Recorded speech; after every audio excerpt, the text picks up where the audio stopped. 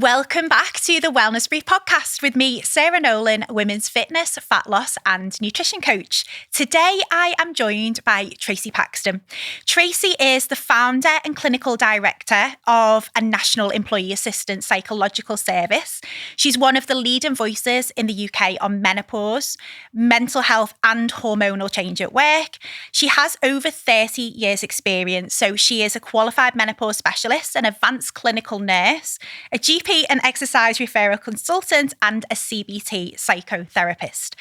Alongside that, she also chairs the advisory board for the Royal College of Psychiatrists and has been recognised as both Director of the Year and also awarded for her mental health excellence at the House of Lords. So we are very, very excited to have Tracey with us today. Tracey, it's lovely to have you. Thank you so much for coming on.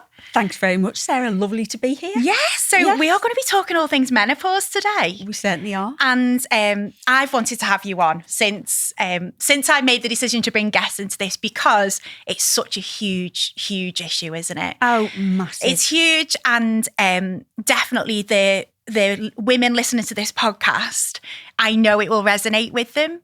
Now, I obviously come from a fitness and a nutrition background, and I am myself. I made sure that I took a specialist menopause coaching certification, and I help women with the lifestyle aspect. But I get asked a lot about the clinical aspect and things that are just outside my scope. Yeah. And so I wanted to bring an expert in who could help with that. And you are that expert. So tell us a little bit, Tracey, about your background and the work that you do supporting women through menopause. Okay. Well, I currently clinically manage a large UK employee assistance provision. And what I mean by that is we deal with employee wellbeing. And that involves sort of psychologically supporting employees around the UK, but also as well that we're offering sort of some physical advice and support. And one of those aspects is menopause. Prior to that, I worked in the NHS for 30 years. Wow. It's a long time. Quite a long time, quite a long time. And I can say, I've seen both men and women at every stage, every age, and that's given me a really unique insight, Sarah, in supporting women through sort of, different sort of events that will happen through their life, one of them being menopause. Yeah. And that's really sort of, seeing that, but my own personal journey as well. Yeah. And that's what led me to further my clinical knowledge and my qualifications and undertake specialist menopause qualifications in order to really come and at this subject from an evidence base as a clinician. But then also what I bring with that as well is my own personal experience. And that's really shaped how I approach my work. And I think that's really important. It's really important. It's also what you were saying there about it being so important to you. Obviously, when I've come into this industry, into the fitness and nutrition space, I myself was already 40. So I had a real interest in it because I was like, well, I want to know what I need to be doing now to get myself ready so that I go through perimenopause in the best shape possible, I suppose, set myself up as best I can. But then it was also, I was recognising that it was something that was really, really common throughout the women I was working with. Yeah. And I think I love your story, and I would love you to tell us a bit about your journey through menopause and why you're so passionate about it. Right. Okay. The one aspect, and you touched on it there, right? Every woman, right, will go through menopause. Yeah. How they experience it from one person to another will be very, very different. Yeah. And so no sort of two women will experience the same symptoms and the same journey. But coming at it from myself, and if I can just take you back at the beginning there, where you outlined some of my qualifications and the amount of experience that I've got. Now, I purposely, when I'm delivering training, and I deliver a lot of training around the UK, I do a lot of webinars, a lot of conferences, and I put that up there on the opening slide. That will be up. And that's not to be boastful. There's a reason I do it, because when I tell about my story, And then they're quite surprised is that given all my health, my clinical experience, my qualifications that I've got and my knowledge, I didn't put all the pieces of the jigsaw together. Yeah. And that was, coming at it from being a professional woman, being a leader, being a manager, trying to juggle everything. High performing, high achieving. Yeah, in the workplace.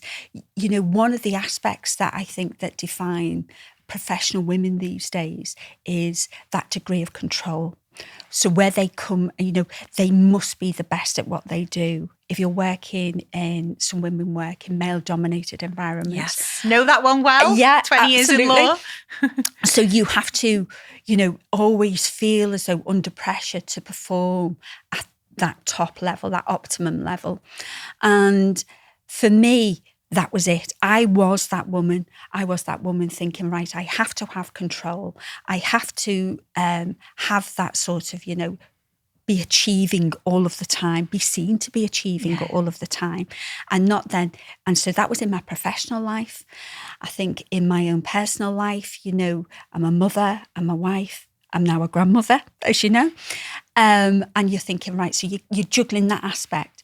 And then came the other aspects as well, whereas Sarah, we've known each other for a long time. Yeah, we have. And it's sort of, we've both been in the same classes throughout the years together. And I always thought, I must be at the gym 5 and 6 times a week. And if I'm not coming out dripping with sweat, I haven't worked properly. Yeah, not worked hard enough. Yeah, soreness equals progression for me at that point in my life. So I was juggling everything together. And then all of a sudden, I was going into meetings and maybe I was forgetting things when I was going into meetings. And then I was thinking, whoa, what's happening to me there? I was feeling tired. I wasn't sleeping well. So that had the knock-on effect of everything. And yes, I have always exercised. My diet has relatively been okay throughout the years. So I was one of these women thinking, that isn't going to happen to me. I'd heard about menopause. Yeah. It wasn't it was getting more and more publicised when I became perimenopausal. And I was thinking, no, that's not going to happen to me. That's something which happens to other women. I've got my life in control. It's not going to happen. But it did. And then I started going to visit healthcare professionals, some GPs. And really I was after is there a magic pill? At some point I was getting offered certain antidepressants. And obviously given my background I was coming from, I was thinking, no, I don't want Did that. you not recognise at this point then that it was perimenopause? Did you actually feel like there was something else it could be? At that point I was thinking to myself, right, what was going on? I thought, was it something that was happening in work? Was I just feeling overstressed? Maybe I'm losing the plot. Yes. Yeah. And then I think I'm doing too much. And I knew at that time, I felt like I was on this hamster wheel going round and round. I was thinking, what's going to have to give? But then because you feel like you want to achieve that level of perfection, I didn't want to drop a day in the gym. I didn't want to do this. Yeah. So, but then that led me then to go on and actually research what was happening. And then the penny dropped. I undertook, menopause qualifications, become a menopause specialist. And then I understood what was happening. And when you understand what's happening, wow, you feel empowered, right? I understand now why my body is behaving in that way. Because I was always of the mindset of, right, what is my body doing to me here? Yeah. I was asking that question. It's almost like you're at war with your body at that point, isn't it? I absolutely was. Your body's not doing what you want it to do. What you want it to do. Yeah. And I was thinking, but I've always done that. And I was following the rules that I was doing. You hear that so much, don't you? But this is what I always have done. Yeah. I was following the rules that, I can get by on so many hours sleep like I used to do when I was in my 20s and my 30s. I can keep on going and I can juggle it all and I will be fine. And I can do without some sleep. No, absolutely no, you can't. So then I understood what was happening. Yeah. So coming back to that, asking the question, what was my body, what are you doing to me? Yeah. I then recalibrated. I then took that reset. And then I was thinking, no, now then it became clear is what does my body need me to do to feel better? And then I obviously because of the qualifications I was undertaking, I then realised what I needed to do to actually do that. And then this is just for me personally. Yes, I took the decision to go on HRT at that time. But you were able to advocate for yourself by this point, weren't you? Exactly. Because you understood what was happening. Yeah. I knew sort of, we talk about NICE guidelines. That's the National Institute of Clinical Excellence. I knew about what the guidelines were, and that HRT is advocated as the first line treatment for menopause. It might not be for everyone due to the medical history.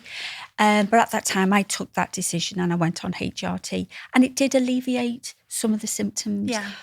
But for me, and I think for many others, the one thing I really wanted to talk about today is that isn't a magic wand, HRT. That's one component. Yeah. It's part of a jigsaw. 100%, and then I started to look at my diet. I started to then allow myself rest and recuperation. I allowed myself to sit back and think, no, I do need that rest and recovery. That is as vital as, eating a good diet, staying hydrated, etc., etc. So I allowed myself to do that. I prioritise sleep. Yeah. Because that is the foundation for me. And sleep's one of the most disrupted things for women going through menopause, isn't it? Yeah. So there are things you can do to put yourself in a better position with it, aren't there? 100%. And there are things you can do that will massively have a negative impact on sleep, which makes everything in life harder, doesn't it? Yeah. I mean, you hear about it all We the will time. go into that, won't we, as well? Yeah. So for me, starting to put everything together and put everything in place and having that mindset of, not every week will be the perfect week. No. In terms of your diet, in terms of your exercise and your sleep. No, it isn't. But I've come up, and actually I took this quote off my husband, actually, and we were talking about it lots of times, and it's about sort of, motivation. Yeah. And I am a firm believer, and this is mine, action comes before motivation. Yes, it does. It does. I 100% agree. Yeah, because, I get asked, in a lot of the menopause clinics that we run around the UK, I hear it time and time again off ladies, and they're saying, I've just got no motivation to do anything. But no, actually doing just one small thing motivates you. Yes. And to use my husband's quote, he says, discipline eats motivation for breakfast. Yeah. And it's just, and that one thing that you could be disciplined about every day. So it is about, for me, just recalibrating and changing the mindset for my journey. Do I feel better now? Yes, I do. I've come through perimenopause, coming through menopause now. And I can honestly say, for now, because I've changed the way I train in the gym, and I'm sure we'll come into that, Sarah, and that's your specialism. I feel stronger now. Yeah. I feel clearer. I feel more in control. I used to think I was in control, but I wasn't. But I feel more in control now than what I ever have done. It's controlling the right things, isn't it, as well? And knowing what you can control. Yeah. And I think as well, certainly what I get from the women I work with, a lot of them are going through perimenopause. Yeah. I've got women right into their 60s. Some of them have been through it. But it can... The theme that I see, and it's like you say, it's a very, very different experience from woman to woman, isn't it? Yeah. No one's going to experience it exactly the same, but it feels quite disempowering. Yeah. And the thing that I get a lot of is that they feel like they're losing their identity, which is huge, isn't it? Yeah. It really, really is. And then trying to sort of cling to something that it really is no longer there. And it's having to, like you say, recalibrate is a really good way of putting it. Yeah. But it's recognising as well and knowing, and you're a shining example of this, that it's not all downhill. And this is a narrative that we're fed a lot. It's like the whole, it's downhill from 40. No, it's not. 40 is like, it's not even midlife for some people. No. When you think about sort of like longevity now and the age that the average woman in the UK will be living to, you're well into your 80s there. And for me, that is very an old way of thinking about age, and a lot of people thinking, 40, you're over the hill. It's mad, isn't it? I think, and that's a societal concept, is that once everything is downhill, right? Age isn't the inhibitor. Your mindset is. Well, it becomes a self-fulfilling prophecy then. If you tell 100%. yourself that it's downhill, you're going to give up on, Yeah. you're going to stop doing, like, you're going to stop moving your body daily. You're going to stop eating well. You're going to stop prioritizing. You're going to stop doing all the things that you should be doing because you think it's a waste of time. That's it. There's no point. Why am I putting myself through this? Why am I bothering? Exactly. I'm not going to feel any better for it. Yeah. And what you were saying there about the motivation thing is that once you actually start to take action and you start to feel good, then you're like, oh shit. Yeah, it does actually, I do feel better. I can feel better. When I have ladies in the clinic and I'm trying to sort of, because people like analogies, don't they? Oh, they love it. And I say to them, think about it in this way. If you put £1 in the bank, okay, what happens when you leave it there day after day? It grows. And before you know it, that's going to become £2. Yeah. And they look and say, well, what do you mean? I said, what I mean by that is if you pick one aspect, and I'm really conscious, if I have ladies in the clinics and they've never exercised in their life, right? And I say, don't worry, that's fine. Yeah. Okay, if you pick one activity a day, and that might be just put a pair of trainers, comfortable shoes on and just walk around the block and do it every single day. Do it for 1-2 weeks. Yep. I promise you, right, you will feel better for it. You'll have a sense of achievement. Then that gives you the motivation. Yeah. So you're banking this because your self-esteem, your health is improving, just like the £1 in the bank is gathering interest. And your This is identity what's shifting happening. as well. Exactly. And then that then motivates you to then think, okay, if I can do that, I can do something else. Yeah.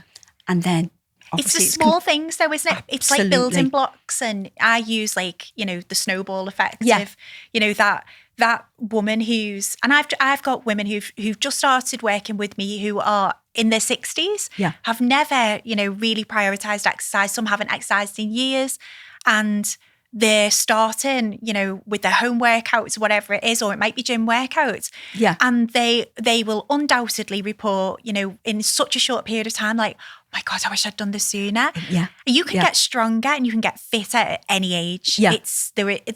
You could be in your 80s and you could start doing these things and you would make an improvement on your health. So there's no cut-off point, and it's definitely not 40. Yeah. No, 100%. I mean, I'm 43, and when I hear this, it drives me, because I think, am I the deluded one? Yeah. But it really, I feel like my 40s are so far, I'm only nearly 4 years in. Yeah. But I feel it's been my best decade so far. I feel fitter and healthier than I ever have. And that's physically and mentally as well. Yeah. But there's a lot of work that has to be done to get you there. And you have to be prepared. Nothing comes easy in life, does it? No. You have to be prepared to show up for yourself. Exactly. But as well as, for me, I mean, this is the clinician in me, and I have to say it, make informed decisions. Oh, yes. Right. And what I mean about that is make sure, go out there, do your research on what works. I mean, you and I can sit here and we can say, right, so you need to eat this much protein a day and you need to do whatever. Okay, know the basics, go out there, find sort of the evidence-based information, and then you can take that along then. So say if you've got a lady and she wants to go to a GP or a healthcare provider, a menopause clinic, go armed with the information. Yeah. Okay, and read up on it and ask the questions. Yeah. And when you write down the questions before you get there. Yeah, be prepared. Absolutely. I think one of the big things that I see is that people don't know where to go. Yeah. And social media these days makes it very, very hard to find a reliable source. Yeah. And what I will always say to clients, so first up, it goes without saying that everything we're saying today, it doesn't constitute medical advice, does it? No. So everyone is so individual. So, there might be things that we say that resonate with anyone listening or watching. Yeah. But they must go and see their own healthcare provider, in that regard. But one thing that I think people fall victim to almost is allowing an influencer online to diagnose them with problems, it's your cortisol or your insulin resistant or you're this or you're that. And it's like that person has no evidence base at That's all. it. It's not supported by the evidence. They're being paid. There's usually someone in the background, that's 100%. and it's picking where does this person get this information from and tracing it back. Is it evidence based? That's easier said than done though. Yeah. But I think there's a lot of wellness influencers now who are declaring themselves experts on certain things, and it's the Wild West out there, really. You know what? It's really scary. I mean, it really I is. see it all the time, and I'm glad that you just said that then. Yeah. If you're thinking about lifestyle changes, if you're thinking about undertaking exercise and you've never undertaken exercise before, please go along, visit your GP, visit your, a qualified healthcare provider who's going to do that baseline assessment with you and discuss everything with you, and especially we bring that back into the arena of menopause and I know that we've spoke about this. I've got a leaflet, and you can advertise it sort of on your website and Instagram, and it's called the Meno Audit. And basically what it is, it's just a list of the most common symptoms, and that you'll see on most websites. There might be like 50 plus symptoms of menopause. And, they might not be all on there, because I have ladies who come into the clinic and they say, I'm suffering this. I'm thinking, well, that isn't on the traditional websites. And I say, just make a name memoir of that. Make a diary. Yeah, start keeping and a little take log. it along, right? But again, coming back to being empowered is research. The British Menopause Society, their sort of website is fabulous. It's all evidence-based. Yeah. Go on, have a look, do the research. Yeah. And then when you go to your healthcare provider, ask the questions. Is this treatment what you're advocating for me? Is this in line with British Menopause Society NICE guidelines? Ask the question. This is your health. And in some instances, it's being able to advocate for yourself to actually get treatment. Exactly. And if you're because not it can happy, be the reverse. If not all healthcare professionals are clued up on menopause. No, and they're not all trained. There's some absolutely fabulous healthcare providers, fabulous GPs, but they don't out have there. the tools. No. So, ask, does the GP surgery have a menopause clinic? Some do in the country. And if you're not happy or with even a women's health lead or something, someone exactly. there. Ask to be referred for one, or go to somebody else for a second opinion. But coming back to social media influencers, please don't take everything as the gospel. I know. I hear it time and time again, and I'm thinking, oh gosh, people will take that away. And they will follow it to a T. There's usually an agenda, you see, with a lot. Not everyone. There are some amazing sources of information, but it's discerning the two, isn't it? Yeah. And it's difficult for people to actually know. So it's really helpful. And also the reason I wanted to get you on was because you're not a wellness influencer. No. You are a clinically qualified menopause specialist. Yeah. And so listening to you will give people information that is evidence-based. Exactly. And being a prescriber as well, what we find is when we have our patients and they attend our clinics, we do a full medication review. And the reason why we do that, we ask what medication is that sort of, you're currently being prescribed, and what over-the-counter medication you're taking, what supplements you're taking. Because they can interact. Exactly. And often, you've got individuals being prescribed a whole list of medication from different providers, but actually sitting down and actually going through the list and seeing what dosage that they're on as well. And as you said about contraindications as well, sometimes it's really alarming. Yeah. What it is, and you think, and it's never been flagged because no one's ever consulted a healthcare, or they don't talk to each other. That's right. I'm just putting that down to menopause. Yeah. Well, actually, some of those symptoms could be alleviated by this full medication review and adjusting the dosage. Yeah. Because people, when we think about over-the-counter supplements as well, people don't regard them as medication. No. But they are. Yeah. Yeah. So when you're talking about menopause symptoms, obviously lots of people identify it with night sweats, hot flushes, mood, changes in mood. But there are so many different things that we can be looking out for, aren't there? Yeah. Are there any particular symptoms that tend to present with the women that you sort of see in clinic? So you see a lot of professional women, we see a lot, because the work that we do is workplace wellbeing. Yeah. So we see a lot of professional women, a lot of senior execs leadership, that real come roles, in. etc. And to be honest with you, predominantly it is senior level that come in. Really? Because they think, oh my gosh, I don't know where to go to. Now I've got this attached to our sort of organisation through the workplace. So they do tend to access it. And surprisingly enough, the symptoms that they most come with is sleep, anxiety, mood swings and concentration, lack of concentration.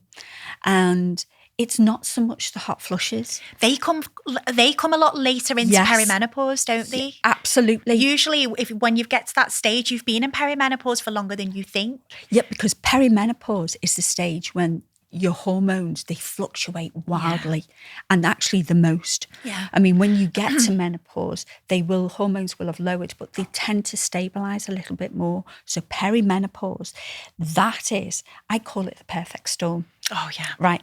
Because hormones are fluctuating wildly. Okay. Women are juggling careers. Or you might have some women who they think they've started their careers and actually now it's the time when they thinking about a family as well. And so they might be struggling to conceive. So that might be going on. They might have aging parents that they're dealing with. They might have teenage children. And then all of a sudden their body is reacting in a way that you think, I don't recognise this and it's body. almost an inconvenience as well because they're like, this cannot happen this now. Can't happen now. This can't happen at this now. stage in my Perhaps life. that's why you get more women in those really senior roles as well, because they're like, this can't happen to me. Exactly. And there's too much riding on it. Yeah. And I can relate to sort of what I said before about my journey. Yeah. So the most predominant symptoms are going to be anxiety, lack of concentration, because when they go into their meetings, let's face it, you've got mood swings. Mood swings come when they come. Okay, they don't check your Outlook calendar. No. Do they? No. Hot flushes. They're not going to say, well, I'll wait until you've had that meeting. Or she's not slept last night, so... Exactly, or sort of, and you come in and you're thinking anxiety doesn't wait until you've got your board approval paper done.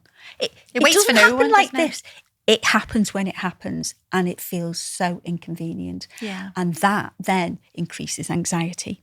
And that's also, it's recognising the link between, and this is what you were saying about before, wasn't it, is that you might just start to identify as an anxious person and say, I'm just really anxious, and not really connect the dots between the anxiety and the menopause. You might just think, I can't cope in my role. I can't cope I'm not at good work. enough. I'm not good enough. That's it. I've just been chatting to Martine Gibson about imposter syndrome. Yeah. That's all in play.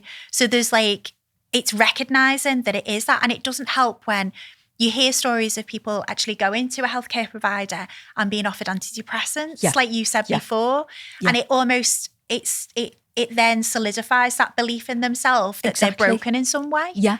And then what you find, there was a study by CIPD, and that was, I think it was 2024, which basically resulted, and some of the statistics from that is that 1 in 10 senior professional women have left the workplace altogether because they think, I can't cope.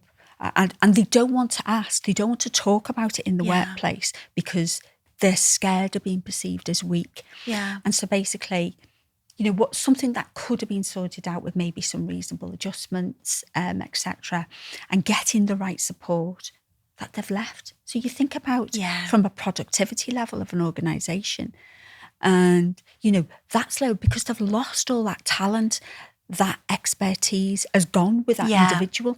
And it's catching it as early as you can as well, isn't it? So you're not sort of in the throes of it. Yeah. And because that's the hardest place for you to seek support then, I suppose. Exactly. I mean, if I have someone come to work with me who is smack bang in the middle of perimenopause, and it's very obvious that they are, it's a much harder task to get them sort of moving and eating well. And if they are so depleted at this point, their mood is so low or they're not sleeping, it is very, very hard to try and be disciplined when you are suffering with insomnia. And it's your mood. And I always, it's all very well me saying to clients, don't be led by emotion. Perimenopause is one where it's a very hard thing to actually implement. Yeah. Because your hormones are effectively running the show, aren't they? Depending on how they are that day. You know what? I have that saying, and I say it all the time when we're delivering training.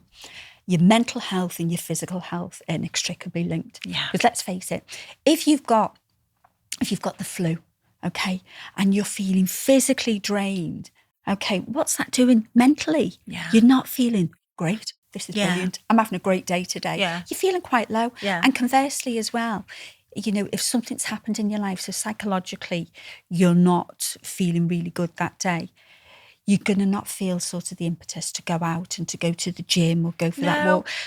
Everything feels hard. 100%. A lot harder. It feels a lot harder. So how do you actually see these symptoms supported in the workplace?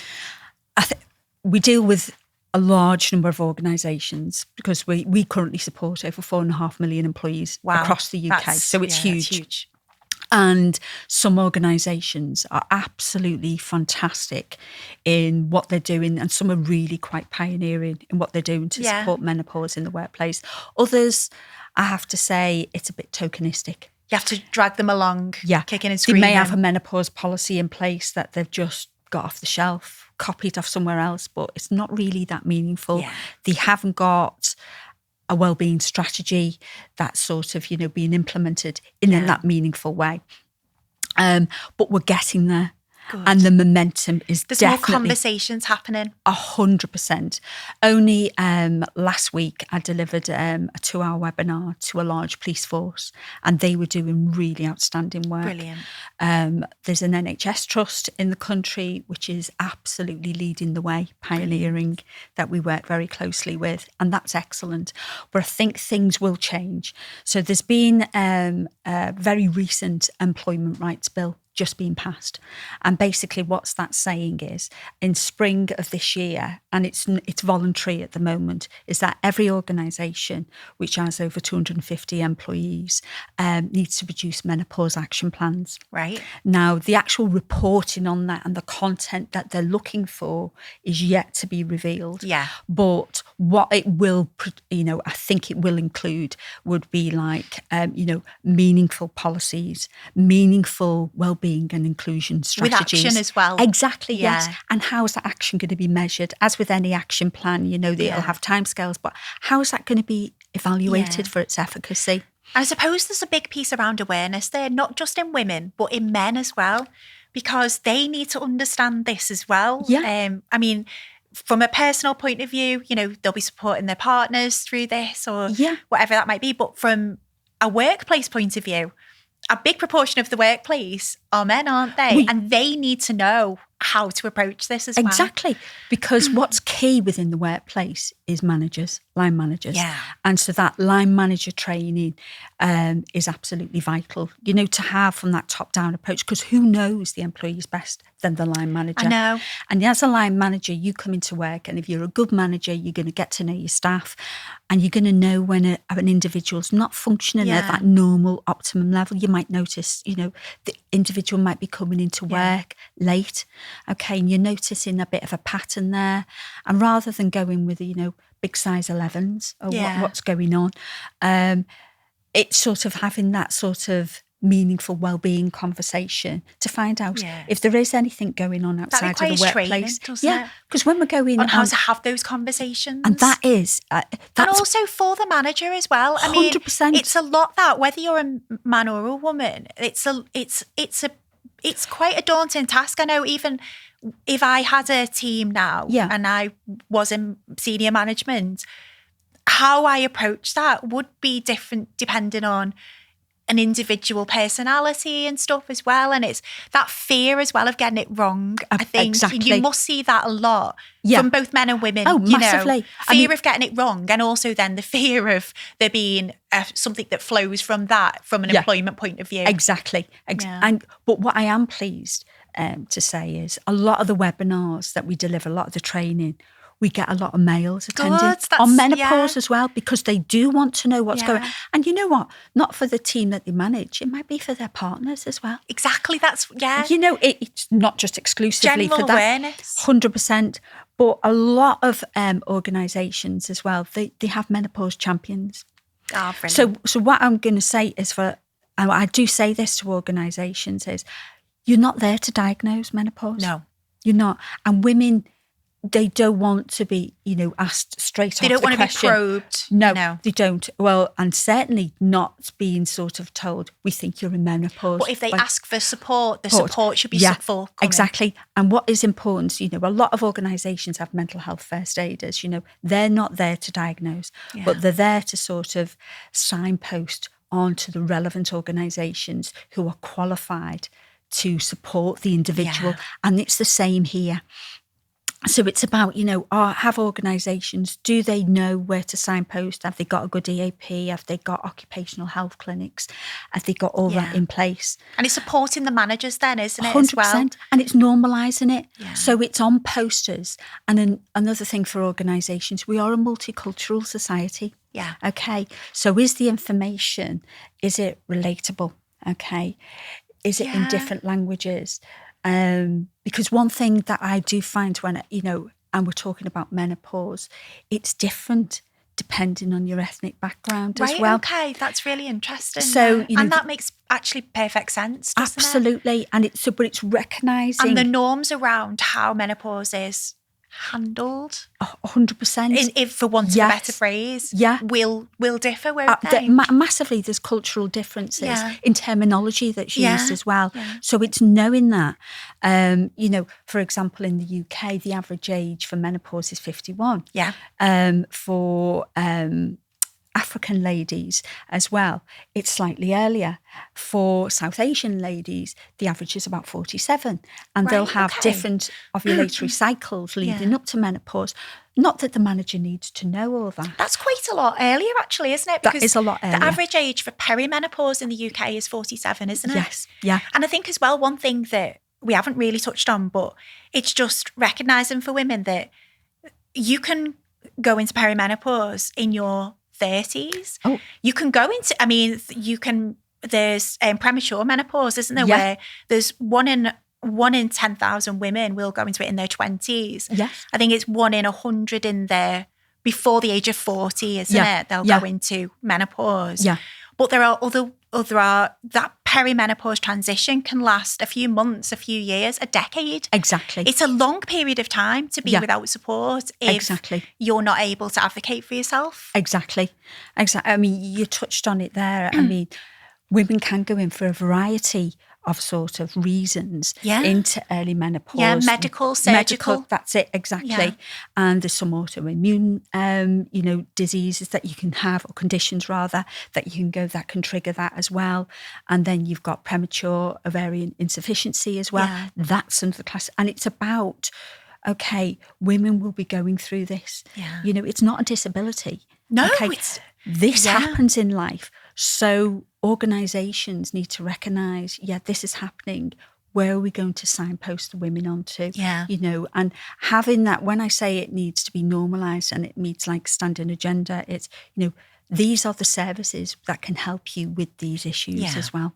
And like you said before, it's all about having the toolkit, the information to be able to make informed decisions about your own health. And that's so empowering. Yeah. It's empowering. And for an organisation, for an employer as well, that is looking after your staff. Yeah. And that is, when you're thinking about wellbeing strategies, things like this should be part and parcel of it. Yeah, they should. They really should.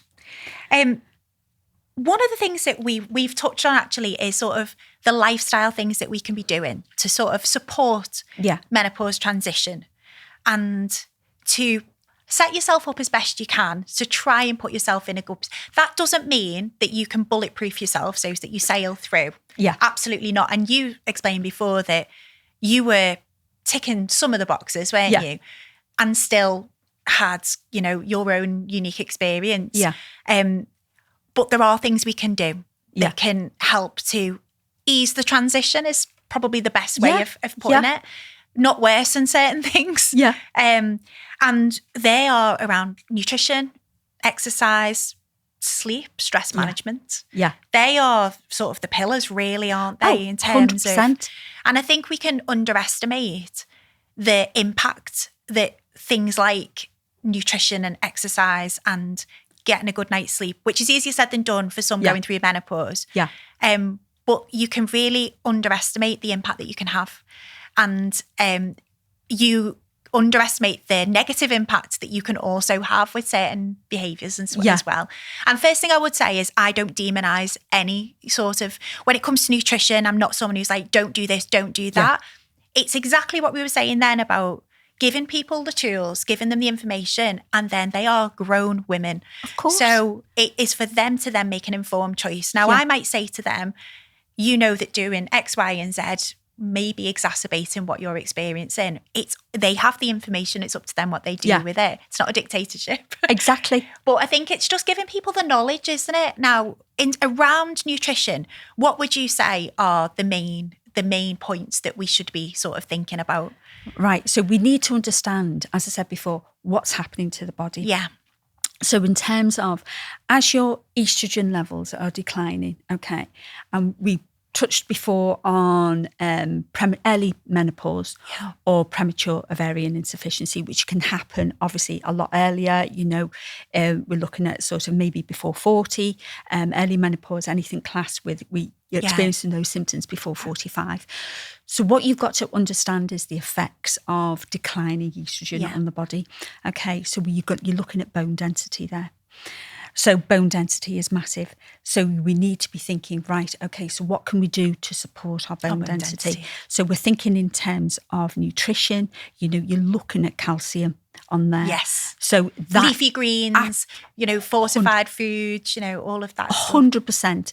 And, that will aid that massively, because what we do know is that after menopause, we can lose up to 20% of our bone density. It's frightening actually how rapid it becomes after, if you're not doing anything to mitigate it, isn't it? Exactly. So, you've got increase of fractures, etc. Yeah. And so as we're getting older, we really do want to maintain that. Another thing that we're looking at is lean muscle mass as well. So protein, it has to be, Sarah.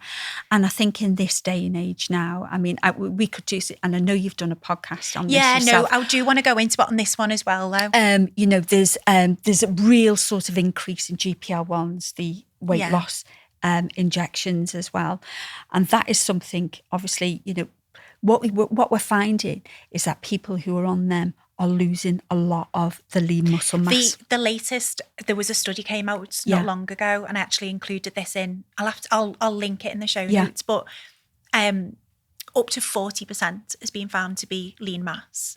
So that's a huge amount. But what the studies are also showing is that regain of weight with use of GLP-1 when someone ceases the medication is pretty rapid. Yeah, and they're regaining the weight as fat mass and not lean mass. So what actually happens is they end up with less muscle than they had started and actually metabolically worse off. Yeah. So their metabolic health is then negatively impacted because they now have less muscle mass going into trying to probably start the next cycle of losing the weight again. Exactly. And aside from, body composition and all of that stuff, it's very, very important for all aspects of our health, including our hormonal health, isn't it? Yeah, massively.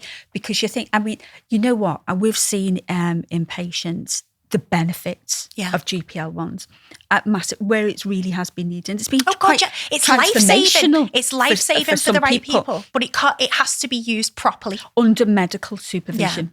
And again, we're going to air back on that and always do everything under medical supervision.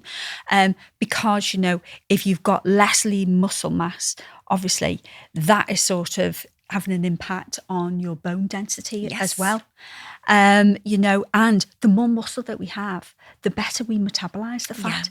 So you're in that vicious cycle as well. Well, this is the thing around the myth around metabolic health as well, is that people assume that your metabolism drops off a cliff because of menopause. Yeah. It is actually the loss of muscle that impacts metabolism. And actually the evidence shows, doesn't it, that between the ages of 20 and 60, there is no notable difference in metabolism. Yeah. It's when you get to 60 that then you start to see a real decline in your your metabolism. That's right. But a lot of people think that menopause causes that, and it's not. It's the loss of muscle that then makes you less metabolically healthy. Exactly. It's a chicken and egg thing, isn't it? 100%. Yeah, it's not the menopause that's doing that. Exactly. Yeah. But I see it now, and I know that like certain women, they are obtaining it, and it's not under medical supervision. No, I'm seeing more and more of that. Yeah. It's like, and it's blatant. Exactly. Well, when I'm asking them and I'm going through medication, they went, well, I think I should tell you this. Yeah, you so I probably said, who's should. been prescribed that? And they went, I don't want to tell you where we've got it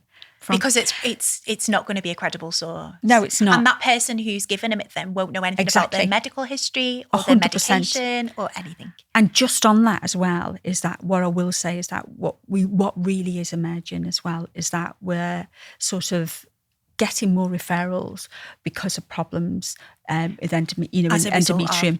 And the reason why I say that is you think about the purpose. What happens with the GPR1, a weight loss injection, is it slows gastric emptying. And then, so you've got reduced absorption. So if you're taking, now there's a component for women who have got a womb, all right, they can't take what we call unopposed estrogen. So that means just estrogen on its own. And the reason why progesterone is introduced is to basically keep the lining of the womb nice and thin. Okay. So if you've got reduced absorption and you're taking an oral progesterone, okay, so what's happening with that? You're not absorbing it all. And this is where healthy fats comes in as well in the diet, isn't it? Yeah. So what happens is, that has problems with the lining of the uterus then. Wow, yeah. Okay, so then the importance is that if you do start, and this is why I say there's a lot of women who are obtaining the weight loss injections who are currently on oral progesterone and not consulting the healthcare provider. And so they don't have the information to make an informed decision. So basically you're not getting the protection really that you should have. And then so what's happened, because really what we're saying to those ladies is let's switch from an oral progesterone, okay, into another type of progesterone. And that might be something like the Mirena coil, okay? So it's not going via orally past the liver as well. So you haven't got really problems with absorption then. And that's really important. But I feel as that I'm drifting off the subject now of where we do have lifestyle factors. But we're finding when we're talking about diet, it's massive at the moment. That comes into it at the moment. And then what you were saying then about slowing gastric emptying as well, and also menopause, fibre. Yeah. Fibre is one of the most overlooked things previously. I'm so glad to see that it is all over the place at the moment. Yeah. Everyone's talking about fibre. And I think predominantly in the fitness industry, definitely in when I came into the nutrition space, people only really talked about protein. Yes.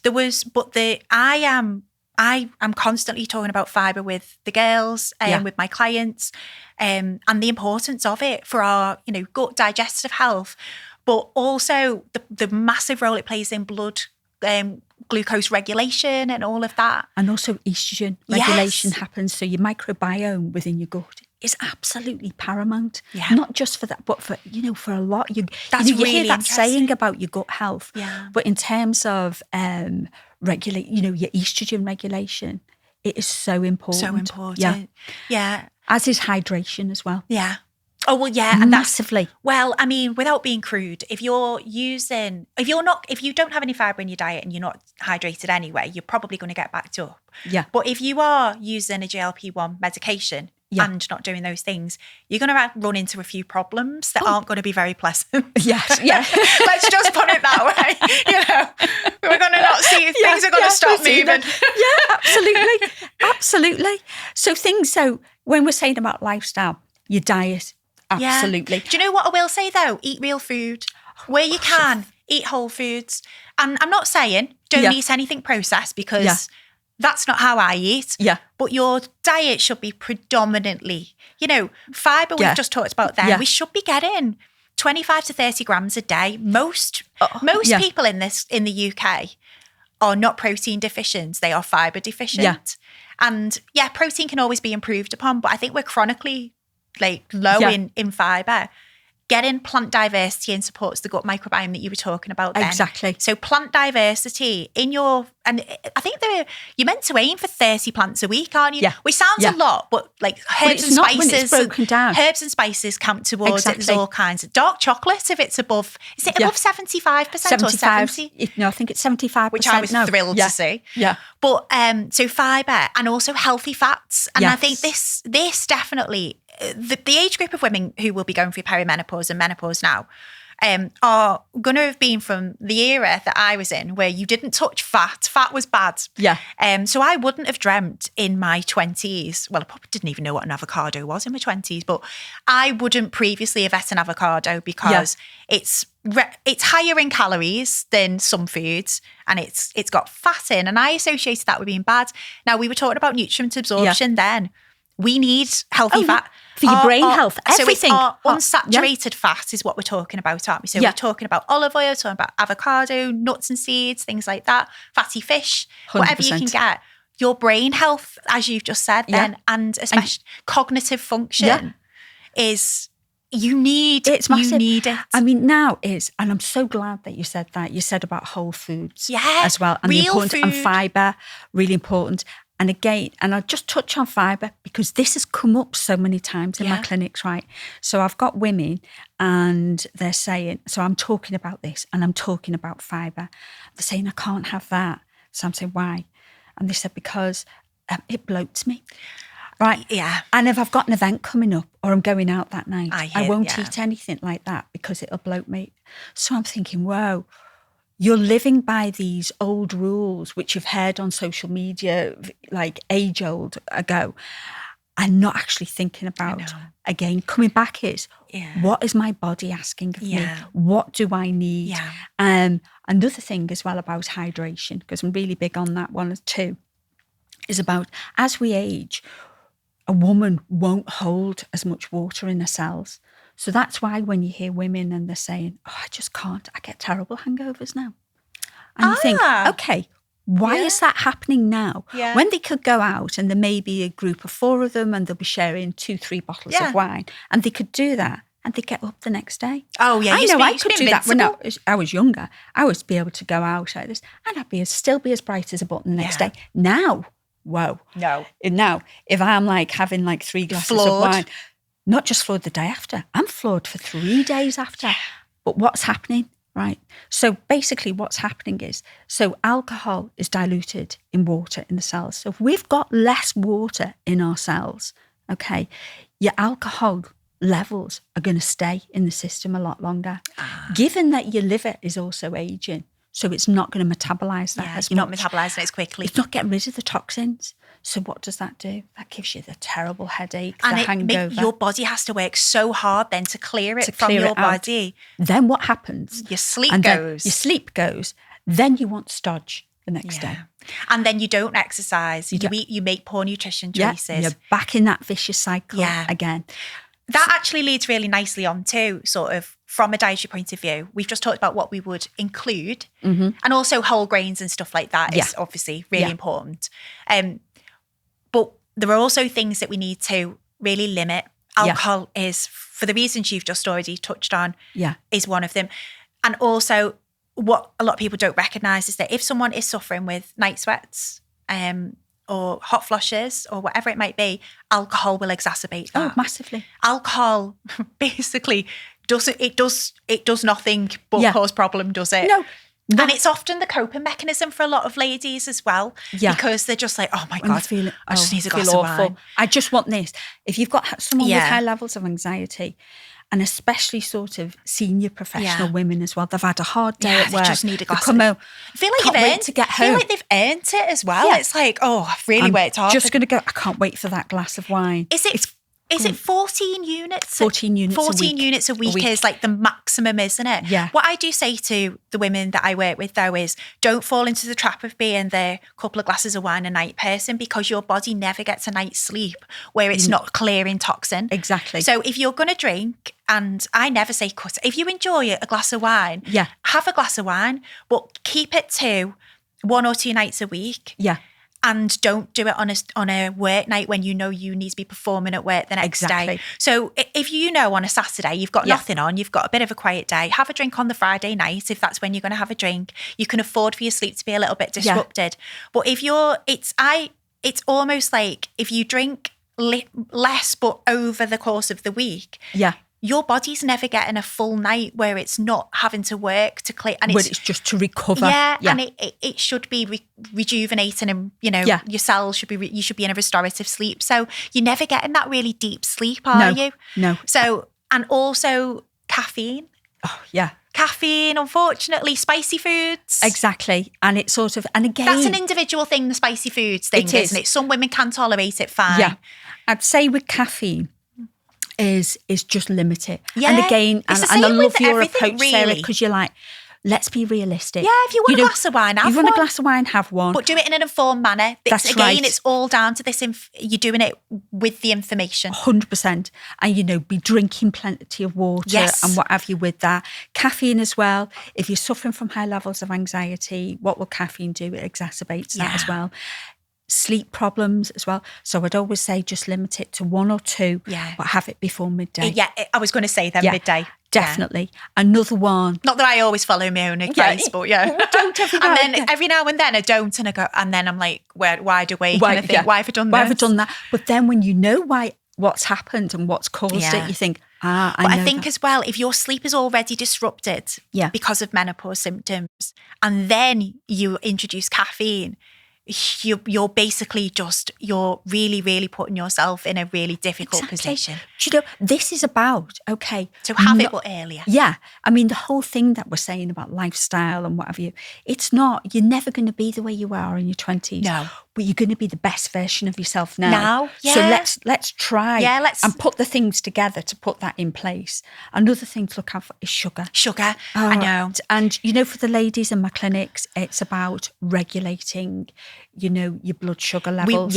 And we've spoke about that before. So but you can really help with that with your fibre and things like that, your healthy fats, all of that. 100%, because you're talking about that, about if you're having healthy fats, you're going to feel fuller for longer. Yeah. Okay, so you're not going to be reaching for the chocolate bar. Yeah.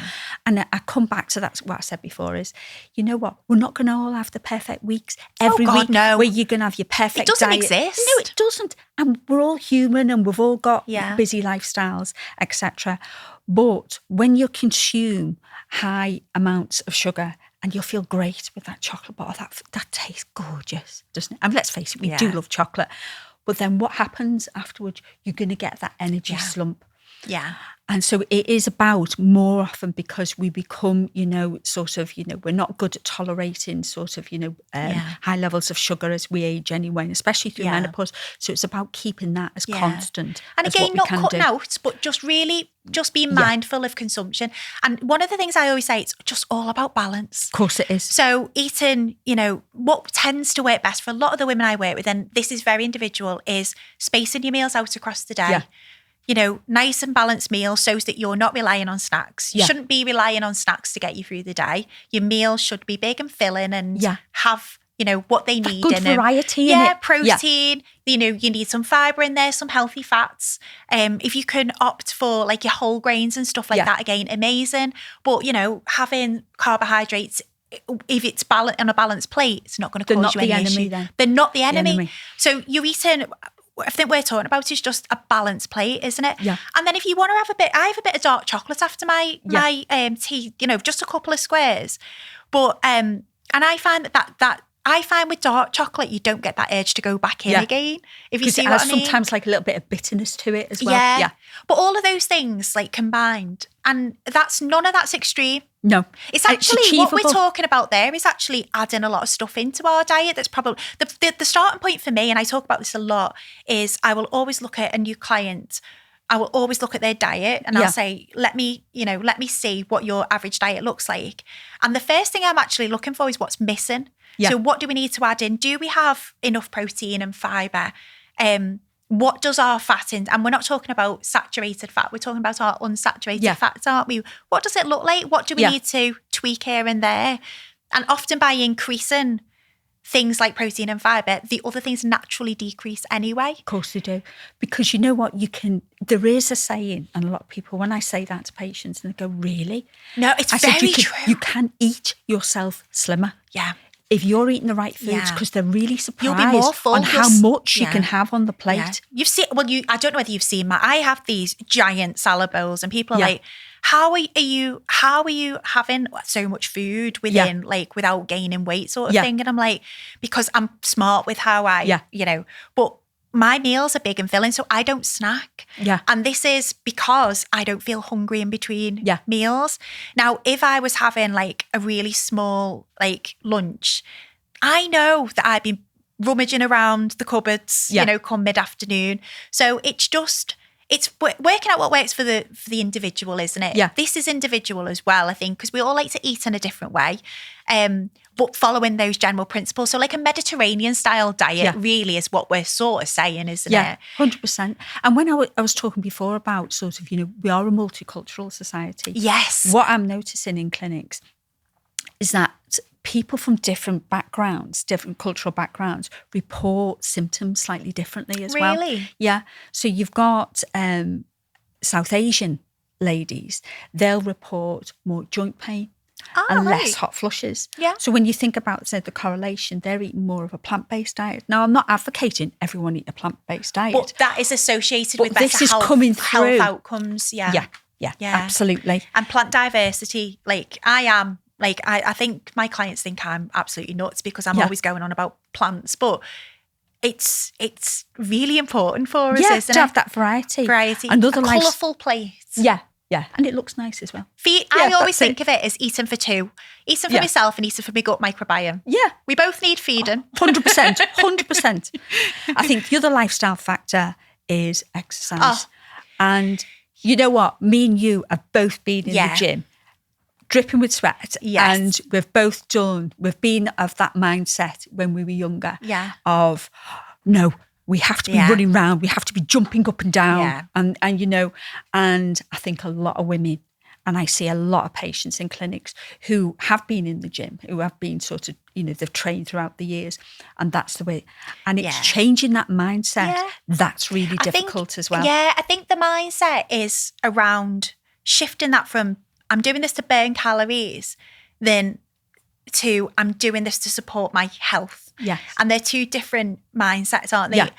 Strength training has to be the foundation. Oh, and when we talked before about muscle loss bone and density, decrease in bone density, that combined with a sufficient amount of protein is gonna mitigate that. Yeah. That then in turn keeps you metabolically healthy as well. Yeah. So you're gonna then, you're not gonna see the same issues around weight management. Yeah. Because that is always a reported symptom, isn't it? Yeah. But strength training will help to preserve your muscle mass, your bone density. It will keep you fit. It will keep you strong. It will mean that you are, more mobile, you're supple. It supports your heart health, your mental health, everything. Yeah. And then Walking's one. But you know what? I have ladies in clinics and again coming back and they say, well, I've never done anything. I can't do that. Yeah. I'm not going to deadlift. I'm not going to. No, you don't. Start with body weight exercises. Yeah. Even when you're waiting for the kettle to boil. Yeah. Okay, squat down if you can. Yeah. Do a few body weight squats, etc. And I know, sort of speaking for myself, is yes, I used to do a lot of high intensity training. Now I still do some cardio. I do it because I enjoy it. I enjoy it. But what I also do is a lot more strength training. Yeah. And the results that I've seen in my physique has been amazing. Yeah. Women that they're after, they want, nowadays like a more toned look, because that basically looks more youthful. Yeah. A more toned look looks more youthful.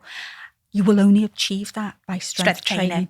And then you've got the other knock-on benefits from that, which you've just said about, bone density, etc. It's huge. It's huge. And I think as well, that's not us saying you need to become a power lifter. Oh gosh, no. Because we're certainly not that. No. But I have ladies who start with me, and the majority, I would say the vast majority of the ladies I work with, because I do a lot of online coaching, like 2/3 of my clients online coaching, and they are doing their workouts from home. Yeah. And they'll have a pair of dumbbells, maybe a kettlebell, and Or start off with a few cans of beans. They'll be doing start off with whatever. Yeah, and I will record video demonstrations. I'll explain the exercise, and they won't really recognise that they are doing an RDL or that this is a goblet squat or whatever. They're just moving their body. Yeah. And it's always lovely when I get someone who's never exercised or they've had a long break from exercise, or maybe they just didn't feel fit or healthy, and they're like, I actually starting to feel stronger. Well, when they start to see the results, that's what I mean. Action comes before motivation, because that will then spur you on. And then, as I say, like the importance of just general movement. So I always say, make strength training your bedrock. So that it has to be, by the way, combined with protein. So the strength training on its own, if you've not got adequate protein, it's not going to preserve the muscle, and vice versa. The protein doesn't preserve the muscle without. They go hand in hand, don't they? 100%. But also then, I say, if you've got that as your sort of your bedrock, pick other stuff then that you enjoy around it. So things like yoga and Pilates, if you find them, like especially yoga, if you find that, really helps with stress management, for instance, because that's always a big thing. Pilates, people love a bit of Pilates at the moment, don't they? It's amazing. Yeah. And these are all, to me, bonus things that you add around it. 100%. But walking... even but thinking about swimming. A lot of ladies. Really dancing, good for your heart health. Whatever that it might be. So we just did, in January, we did a 28-day challenge. So all of my clients are one-to-one, but they're all in a group. Yeah. They're in we're in a WhatsApp group. Not all of them, but those who want to be in there.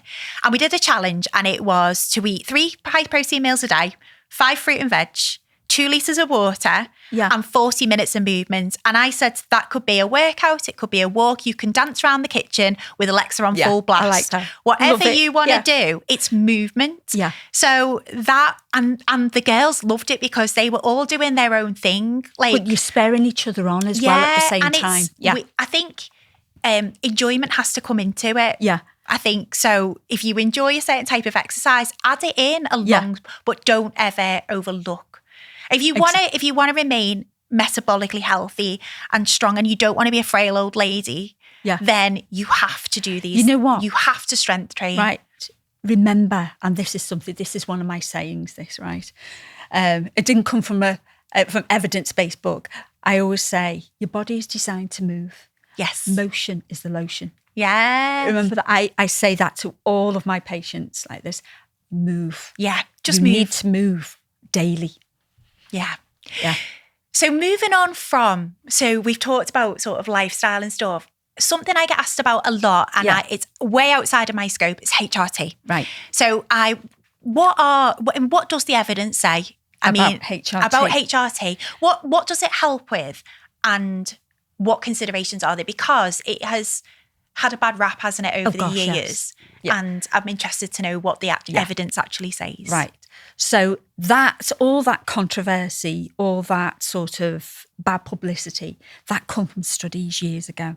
Years ago, when we used to have HRT, that was derived from the urine of pregnant mares, pregnant horses. What? Yes. Is that where it came from? Yeah. Oh, yes. God. So that then... No wonder it got a bad rap. Yeah, it's called conjugated HRT. Nowadays, HRT, you'll hear... Now, this is where... And I'd like to clear this one up as well now, because I get asked this a lot in clinics. What is the difference between body-identical HRT and compounded bioidentical? Right, okay. They sound very similar, okay, but there is a difference. Body-identical HRT, right, that is regulated. It's approved. It's approved by NICE. It's approved by the British Menopause Society, and there's been a lot of research into its side effects, and it's regulated as well. And that's what we will prescribe. And it mimics, it's derived, it's plant-based, but it mirrors sort of what's produced naturally within the body. So that is body identical hormones, right? And that could be sort of your estrogen, your progesterone, the Mirena coil. That isn't, derived from the plant-based as well. That's different, but it is regulated. So we've got that. Then we've got what we call the compounded bioidentical. Now, these are the ones that you can obtain from private clinics. Okay, and you'll see private clinics and they'll say, right, give us some saliva tests and we'll tell you exactly what you're deficient in, and we will basically arrange the dosage to your individual requirements. Okay. That is really expensive, okay? And I want to really make the clear demarcation of that. Just because something is expensive doesn't mean it's a better quality. Yeah, okay.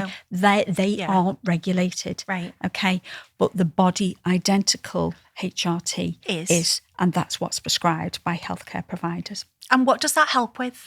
So what you can get that. So estrogen. So we all know, and that's when I said before, estrogen for ladies who have had a hysterectomy, who haven't got a uterus, okay, you can prescribe estrogen only, and that'll come, you can get that. The most popular is like the gel that you'll put on, your inner thigh, etc. So that can be that, and you can take estrogen on its own. That's not then associated with any sort of, when you're talking about bad press before, with any sort of increases in like breast cancer, etc. So you can take that on its own. For women who've got a uterus, okay, they must take the component progesterone, and the reason for that is to keep the lining of the womb thin. Okay, so that's the purpose of that, because you need that. If we think about fire and water, okay, you've got a fire there burning away, and you need the sufficient amount of water to put out the fire.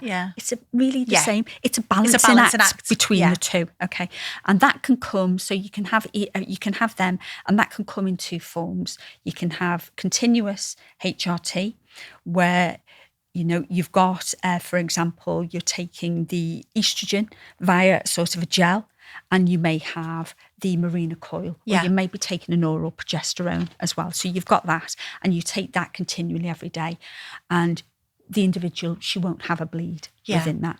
Or you can take what we call cyclical HRT, where you will take estrogen and you'll take the progesterone for maybe about 12, 14 days a month, and then that will induce like a monthly bleed as well. So what we'll advocate is, before sort of menopause, is that an individual that they could be on the cyclical HRT. When the individual has gone through menopause, and they would normally switch them, so about 12 months afterwards, onto then continuous HRT afterwards from that. So you've got that component of it well. And you will have heard what sort of gathering momentum is testosterone as well. So a lot of ladies, they will come into the clinics and they will say, I want testosterone because Jane Smith down the road went on testosterone and she's bounding with energy now.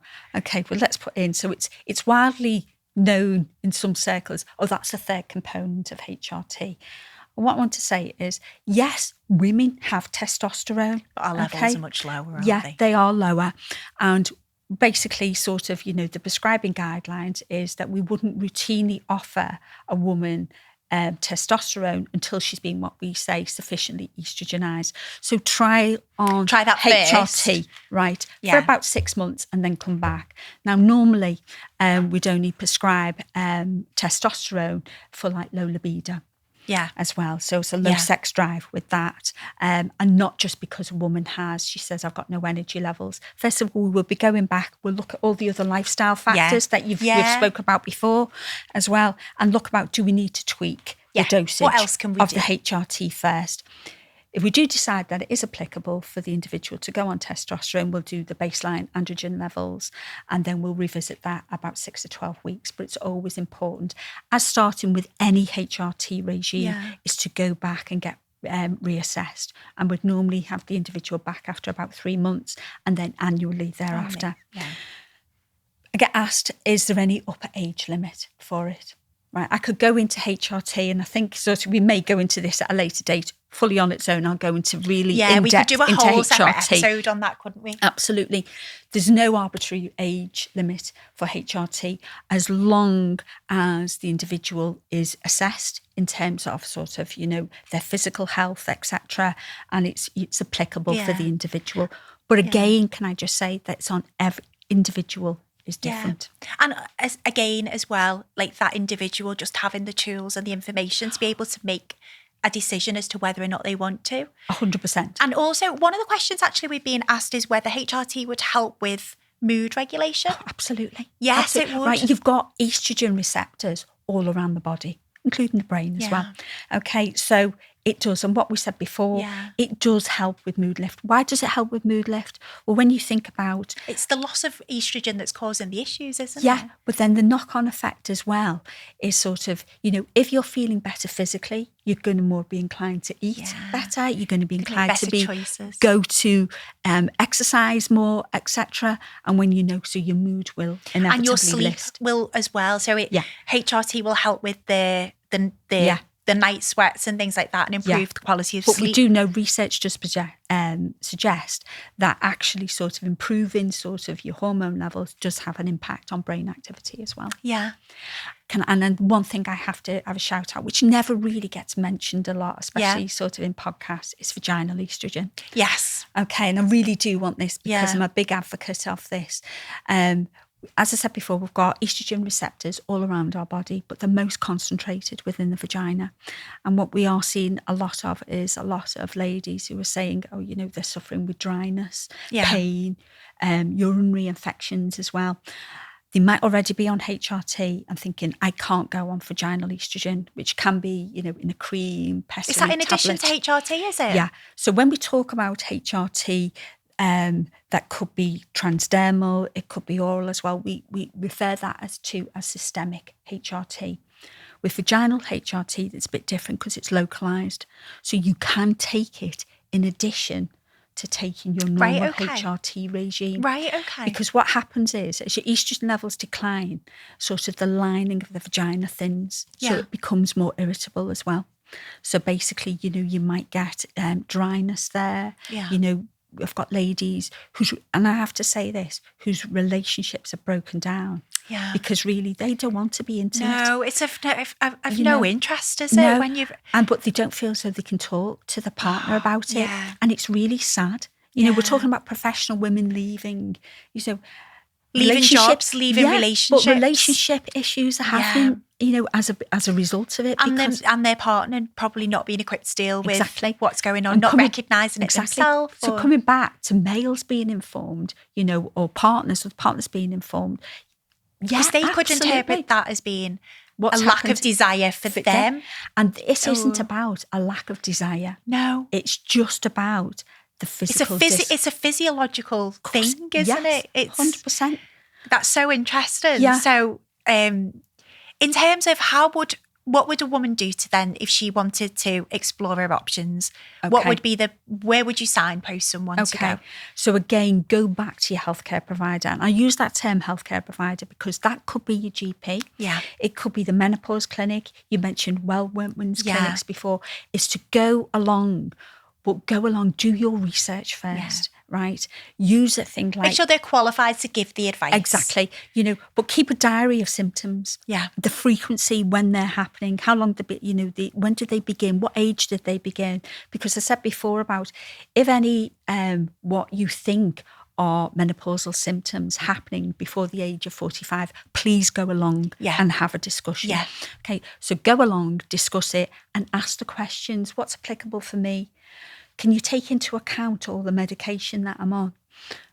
Tell them this. If you're not happy, get a second opinion. And you help women with this as well, don't you yourself? You help with actually preparing a report. Well, what we do is we go through, we send them out a medical questionnaire and a full range of symptoms. So they rate the symptoms. They do a full list of medication. But on the symptoms is when they come to see us in clinic, we'll go through all those symptoms. And then when you start discussing it, it's to say, well, have you got low sex drive? And they'll put that as, no, not applicable. But then in clinic, they will discuss it then. They open up. So we go through all that. We go through the medication. But being comfortable, isn't it, with having the conversation with, and I suppose in that regard, who you go to really matters. Well, oh, absolutely. But we go through the lifestyle factors as well. So we go through diet, we go through exercise, we go through skincare. because your skin changes. Oh, we yeah. go through about hair care as well. Yeah. And, so we go through everything. The first part of the report is what we will do. We will do a full medication review and send off with the client consent as well. And basically, they will then take that along to the GP. So all the legwork is done for the GP. So they can sort of, we could advocate within NICE guidelines for HRT if the individual wants to. Now, let's face it, not all individuals want to, and it might not be applicable if the medical history dictates that they've had certain types of cancers as well. Yeah. But there are other options. Yeah. Again, when we do another episode, I'll go into that in more in depth. And then it's a bespoke report of full lifestyle advice for that individual. So that lady is in full receipt of everything that she needs to know. We're giving her evidence-based information. So it's empowering the individual. Yeah. And then the role that I play with that is that huge. Then I will help them to implement those things. So then what we would because do that's the hardest bit. Is refer on to people like you, Sarah. Yeah. And you will then help on and help. It's sort of right. Okay, so you need guidance. Yeah. And that sort of support. And support. Ongoing support to help you implement and it. Exercise. Yeah. And then it's over. And it's that teamwork, that multidisciplinary approach, I call it. That really works. Yeah, it's a wraparound approach, isn't it? Of course, that holistic approach to menopause is absolutely second to none. I'm going to put your details in the show notes because I think it shows that people know how to contact you and get in touch with you. But also just to mention that we've had a chat, haven't we? And we've already been discussing that we think it would be a really good helpful thing for us to actually put on a webinar or something along those lines where it's more interactive where people have got like the opportunity to ask questions, individual questions. That's and stuff. Really good. If we do a live webinar when we have, I think that would be really useful. I think we should definitely, and it'd be interesting to know actually what listeners and those watching sort of whether that would be of interest and what they think about that. But I think we're pretty sure we're going to do something, aren't 100%. we? And then we'll share details with everyone. If obviously, the listeners, they could say, right, I'd like more on this particular topic. Let us know what you'd want to cover. We can tailor it then. Yeah. So what it is, because I'm really conscious, like we've touched on such in-depth topics, but we've only scratched the surface. I know. There's so much more content we could do and so to share. Much more. I know, and I'm conscious. We're like an hour and a half in. I know. And if we've got people still with us, let us know what you would like us to cover because I think because it's so individual as well, there'll be people taking lots away from this, but maybe they've got, in my individual case, I think sometimes when you listen to something like this, it actually raises questions, doesn't it? Yeah. So my details are in the show notes. Your details, I will ensure are in the show notes and we will put something together. I think we're doing it, aren't we? Let's do it. This is just the start. Yes, it is just the start. Thank you so much for coming on, Tracey. It's been amazing. Thank you. Thanks so much. Thanks a lot.